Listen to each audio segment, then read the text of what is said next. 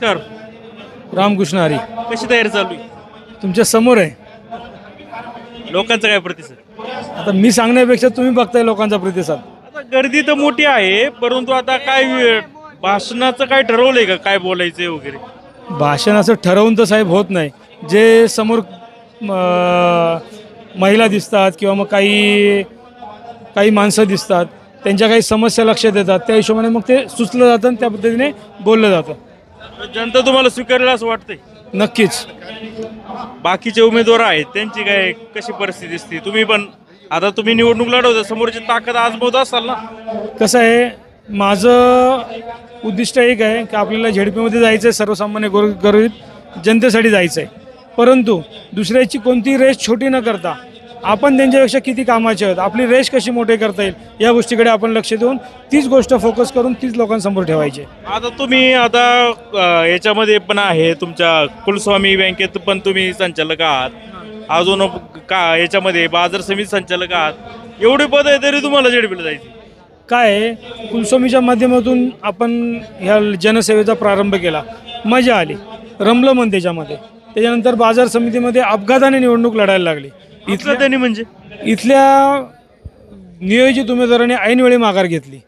ऐनवेळी माघार घेतल्यावर आपल्या पॅनलला म्हणजे पडू न देणं हे एक जबाबदारी समजून मी आमच्या शरददादा सोनवणे यांच्या शब्दावर निवडणूक लढवायला सामोरं गेलो. अजिबात तयारी नव्हती. मी 23 तारखेला निवडणुकीचा तुम्हाला बाजार समिती निवडणूक लढवायची नव्हती, परंतु नक्कीच आपल्याला त्या गोष्टीसाठी पाठिंबा द्यायचा होता शरददादांच्या पॅनलला.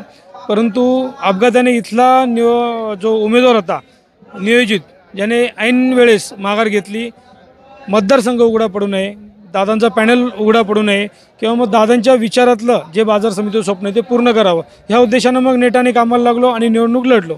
सर्व जे मतदार राजांनी साथ दिली आणि तुम्ही साक्षीदार आहे या गोष्टीचे. रात्रीचा 1 वाजता 1 मताने निवडणुकीत विजय प्राप्त झाला. तुम्ही फार शेवटच्या टप्प्यात आले.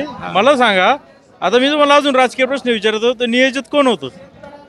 नियोजित आता मी नाव घेणं योग्य नाही, तुम्हाला माहितीच आहे सगळं. नाही, मला काय सांगू नका, मी काय सांगू शकत नाही. नाही, विद्यमान आमच्या विभागातील विद्यमान झेडपी सदस्याच्या घरातले उमेदवार होते, हे मला कळालं होतं. गुलाब पार्क यांना ठरलं होतं तिकीट द्यायचं? नाही, त्यांच्या सौभाग्यवतींसाठी तिकीटचं नियोजन चाललं होतं अशी माझी माहिती आहे. परंतु त्यांनी पण ते घेतलं होतं तिकीट? हां, त्यांनी घेतलं होतं असं सगळं जे नियोजित कमिटी आहे त्या कमिटीने सांगितलं होतं. कारण मी फॉर्म भरला तर आपण माघार घेणार, फक्त आपल्याला बार्गनिंग पॉवरसाठी आपल्याला फॉर्म भरायचा हा विषय होता. परंतु म्हणतो ना आपण, जे होतं ते चांगल्यासाठी होतं. तिथे आपण गेलो, तिथल्या समस्या लक्षात आल्या, तिथल्या काही गोष्टी लक्षात आल्या आणि त्याच्याविरुद्ध आपल्याला आवाज उठवता आला. एक मागच्या वेळेस तुम्ही जी बाईट घेतली शौचालयाची, त्याच्यातले 9 लाख रुपये परतही आले. म्हणजे तुमचंही त्याच्यामध्ये धन्यवाद. त्याच्यात तुमचा काय लढा आहे, तुम्ही तिघांमुळे हा विषय बाहेर आला नाही तर आला नसता, त्यामुळे तुमचा धन्यवाद. कारण की आमचं काम आहे दाखवायचं, पण लढले तुम्ही. मला सांगा की याच्यामध्ये तुम्ही म्हणताय की गुलाब पारखे यांच्या सौभाग्यवतींना तिकीट द्यायचं ठरलं होतं, ऐनवेळेस त्यांनी माघार घेतली. परंतु आम्ही ज्यावेळी त्यांच्या मुलाची बाईट घेतली, त्यांनी असं सांगितलं का आम्ही तुम्हाला मदत केली होती, तुम्ही उलट्या तांगड्या केल्या होत्या. आता ही जनता बघते ना, कुणी कोणावर तांगड्या केल्या. मी त्याच्यात बोलणं खरंच योग्य नाही आहे. आपली भाषा काय असावी, आपण एक लोकप्रतिनिधी आहोत, काय आपण भाषा वापरली पाहिजे, किंवा आपण एखाद्यावर केलेले उपकार, ठीक आहे त्यांनी माझं काम केलं, मनापासून केलं, उलटं काम केलं, हे भगवंत बघतोय, जनता बघते. त्यांनी ज्या ज्या लोकांना काही सांगितलं असेल हे त्यांनाच माहिती, मला खरंच माहिती नाही. मी म्हणतो त्यांनी माझं काम केलं, पण त्यांचंही काम अनेक लोकांनी केलं आहे. आम्ही त्यांचं काम केलं होतं. किंबहुना निलेश चव्हाण उभे राहिले, आपण असं म्हणायला पाहिजे निलेश चव्हाण उभे राहिले म्हणूनच गुलाब पारखे निवडून आले त्यावेळेस. कारण अजूनही सत्यशील दादाचा माझ्यावर रोष आहे. कारण सत्यशील दादा म्हणत होतो निलेश चव्हाण यांना तुम्ही बसवा, पण मी म्हटलं नाही, दादांच्या आदेशापुढे काही नाही. आम्ही जिंकू हरू तो विषय आमच्यासाठी मोठी गोष्ट नाही, परंतु दादा शरददादा सोनवणे यांच्यासाठी आमचा शब्द प्रमाण आहे. आमचा शब्द ते प्रमाण मानतात, त्यांचा शब्द आम्ही प्रमाण मानतो. त्या हिशोबाने आम्ही निवडणूक लढलो आणि ती जिंकलो सुद्धा.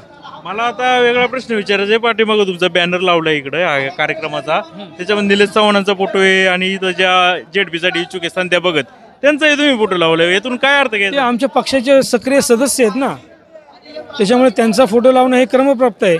त्याच्यामध्ये असं काय नाही. निलेश चव्हाण तर माझे बंधू राजे, सावलीसारखे माझ्याबरोबर आहेत. आता संध्या बघत यांना मग ते येतील का कार्यक्रमाला? आमंत्रण दिलंय आणि मला त्यांनी कन्फर्मेशन पण दिलंय मी लवकरच येते म्हणून. मग आता समजा संध्या बघत यांना तिकीट मिळालं शिवसेनेकडून, आता तुम्ही तर सगळी तयारी केली जशी काय तुम्हीच उमेदवार आहे असं काय? मग कसं पुढं? जो पक्ष ठरवेल त्याच्या मागे मी तुम्हाला आत्ताही सांगतोय, शरददादा सोनवणे जे सांगतील त्या उमेदवाराच्या मागे सर्व शिवसेना पक्ष उभा राहील. तिकीट नाही दिलं तर तुम्ही शांत बसणार? अजिबात नाही. आम्ही शरददादा सोनवणे यांच्या शब्दावर चालणारी माणसं आहोत. मी काय विचारलं, तिकीट जर तुम्हाला मिळालं नाही तर तुम्ही निवडणूक लढवणार नाही का? नक्कीच शरददादा सोनवणे थांबायला सांगितल्यावर थांबणार आणि संध्या भगत साहेब मॅडमला जर त्यांनी तिकीट दिलं तर हिरिरीने सगळ्यात प्रचारात पुढे मी असेल. आता एवढा जो खर्च केलाय किंवा फिरलाय वगैरे, खर्च वगैरे काय नाही, हे फिरलं म्हणजे फिरायला खर्च. माझी व्यासंग आहे, मला नवीन नवीन लोकांना भेटायला आवडतं, वाड्या वस्त्या बघायला आवडतं, त्यांचे प्रश्न सोडून घ्यायला आवडतं. बाजार समितीच्या माध्यमातून किंवा मागच्या कुलसुमीच्या माध्यमातून मी त्यांच्यापर्यंत तेवढ्या तळागारापर्यंत पोहोचू शकलो नाही, पण झेडपीच्या माध्यमातून त्या छोट्या छोट्या वाड्या वस्त्यापर्यंत अनेक वाड्यांची अशी परिस्थिती आजही. पण रात्री मी एका वाडीत गेलो, अक्षरशः पायी जाणं तिथं अशक्य आहे, अशा ठिकाणी लोक राहतात. ह्या सगळ्या वाड्या वस्त्या ह्या निमित्ताने उघडकीस येतात, त्यांचे प्रश्न लक्षात येत आहेत. मला सांगा तुम्ही का काही अशी गावे का जिथं तुम्हाला कोणी ओळखत पण नाही, आता कमी वेळे तुम्ही कसा विश्वास संपादन करणार? ओळखतायत किंवा नाही ओळखत हे काय, कधी कधी थोडंसं एजेड लोकांना थोडंसं विषय येतो त्यांचा, पण मी पूर्ण सर्वांपर्यंत पोहोचलेलो आहे आणि समजा काही लोकांपर्यंत पोहोचलो नसेल त्या नजीकच्या काळात सर्वांपर्यंत पोहोचेल. सोशल मीडियात तुम्ही मागे आहेत असं दिसतंय. सोशल मीडिया आता मला खरंच माझ्याकडे व्हॉट्सअप फेसबुक हे मी स्वतः वापरत नाही, परंतु आमची ती टीम जी काही उणीव असेल जे तुम्हाला वाटते ती नक्कीच भरून काढेल. ठीक आहे, हे होते आता संतोष चव्हाण साहेब. आता ते काय प्रतिक्रिया देतात, काय भाषण करतात, कारण की काय काय गोंपेस्फोट करतात हे पण आता उत्सुकतेचं राहणार आहे. पाहत राहा जुन्नर टाइम्स सावरगाव.